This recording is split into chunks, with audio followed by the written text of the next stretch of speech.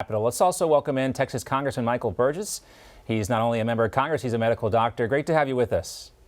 Great. Thanks for having me on.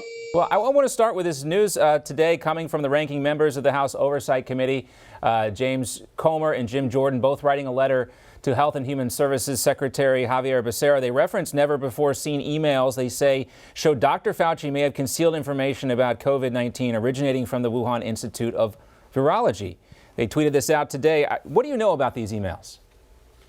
Well, I'll tell you the truth, that's the first time I've seen of that. But look, the origins of the coronavirus there is no good reason why the Congress has not really delved into that aspect of it, because we're 2 years into this thing and we know no more about it today than we did 2 years ago as far as the origins. And there are a lot of things that are very suspicious about the origins of this virus. And look, people just need to be transparent and honest with us. And I think, and you report on this as well, people in this country are tired of dealing with this. They are tired of the theatrics.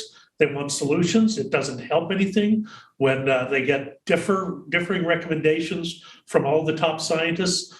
Look, I'm glad the Senate held their hearing today. I think it's important. I'm glad Oversight Investigations is on top of this and going to do a hearing. I wrote a letter to the chairman of our Committee on Energy and Commerce. We are one of the largest jurisdictions over this type of problem, and we've not had a single hearing on this. Yeah. It's unconscionable. You've got good men and women on both sides of the political dais on the committee. We should be having robust and really in-depth hearings, and that's the reason I wrote a letter to the chairman. I cannot believe that our committee, with the rich history that it has, is being so passive about this. I think when you peel back these intrapersonal battles, there is a real thirst for information from the American public. And once upon a time, these congressional hearings were used for that. You'd actually learn things, but we don't anymore. I was kind of surprised to hear Dr. Fauci share that story. It sounded very scary. And of course, anyone who threatens a government official or their family member with violence should be prosecuted. But I imagine that probably rings a little hollow for Senator Paul, who was literally attacked with his wife while leaving the White House during the summer of 2020. Of course, and that said, no one is making Dr. Fauci stay on the job. He is not an indentured servant here. He seems to have lost the initiative, but yet he persists. Why does you think he stays on the job? Your medical opinion on that?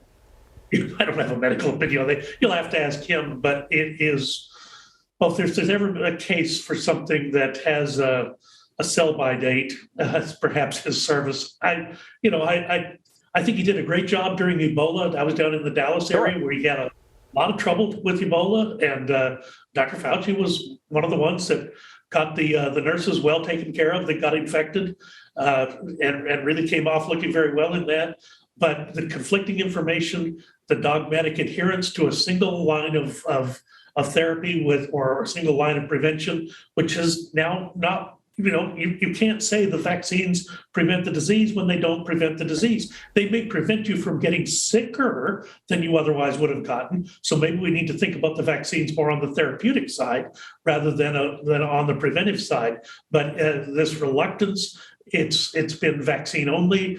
President also has adopted that. And really, they need to be a little more creative, a little more holistic in their approach. Yeah, creative is a good word for it, and not so redundant with the same stuff that we tried before that didn't necessarily work.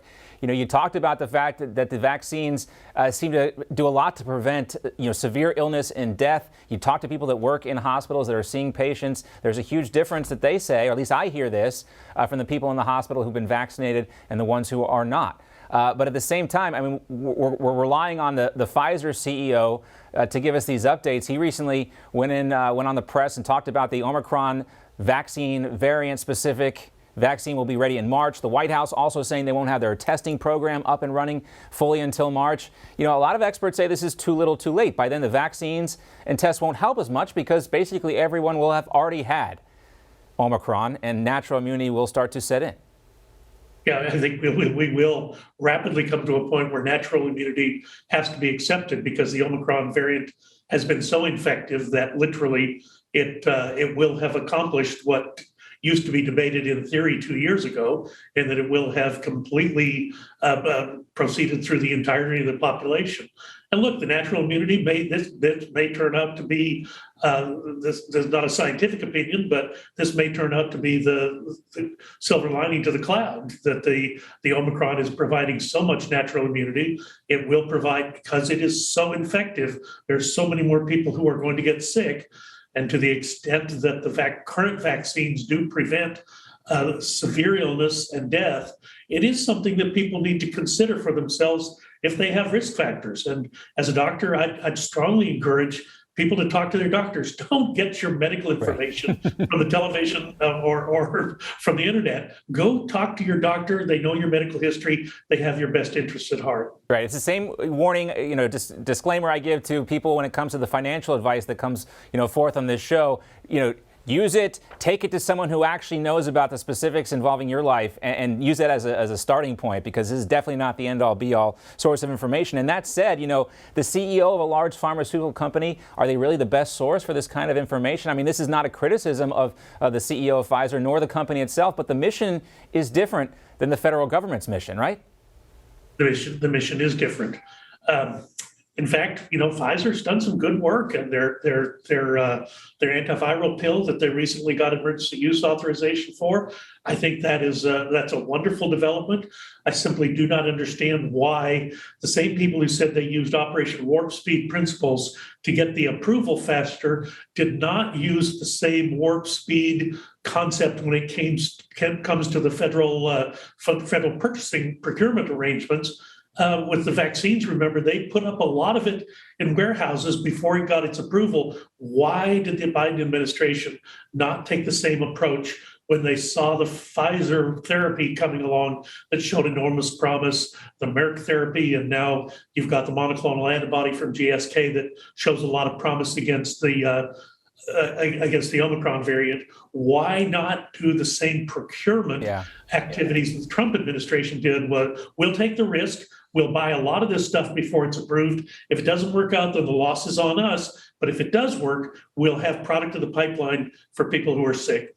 Yeah, you hate to think this, maybe it sounds cynical, but I think a lot of the reasons why they don't is the same reason why they didn't use the same common sense border policies that prevented immigration. They just don't want to admit that the last administration did anything correct. Now, we got a couple minutes left here. I want you to just go ahead and take off your white coat, sir, and you can just be a congressman for a second. But I wanted to get your reaction to all this talk about federalizing the elections process, the president, vice president, both going to Georgia today to push those two voting bills.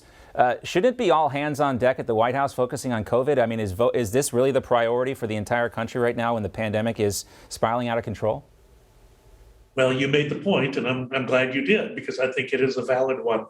Look, we know what this is about. This is all about trying to prevent states like mine that have provided for a voter identification, a photo identification at the time of voting. They want to prevent that. They don't want that to happen. The Texas law has been, people have been able to navigate it easily in elections past. There was a great deal of concern because of some of the changes that were made because of the quote unquote pandemic in November of 2020. Some of those things were incorporated in the new law. Some of those things were not. And the fact is that now we want to have Nancy Pelosi and Chuck Schumer run every election in every jurisdiction, in every precinct in this country.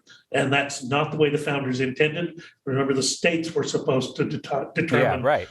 Yes, I was going to say, I know for a lot of people in Georgia, the visit from the president and the vice president is about as welcome as General Sherman's visit to Georgia, at the end of the Civil War there. And, also, we've got Stacey Abrams snubbing the president and vice president, the gubernatorial candidate there. Also, some of these voting rights groups, they don't want to be there either. So either it's not a priority or it's politically dangerous for them to be seen with a very unpopular president and vice president. I don't know. We'll leave it to those folks to decide for themselves. But Congressman Burgess, great to see you. Thank you so much. Thanks.